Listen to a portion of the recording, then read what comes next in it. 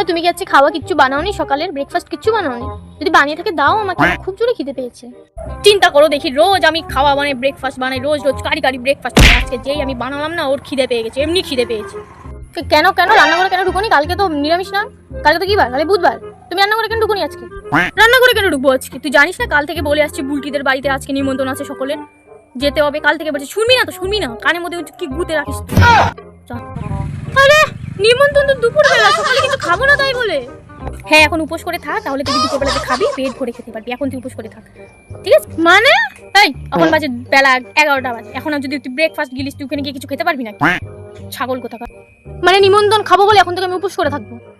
200 টাকার মিষ্টি কিনে দিয়েছি, ওই অনুযায়ী খাস, কম খাবি না কিন্তু, ঠিক আছে? হ্যাঁ আমি খাবো কইছো ওই দুপুরবেলা, আমি এখন থেকে উপোস করে থাকবো। আমি পেটে প্রবলেম হয়ে গেলে তারপরে আমি কি করবো?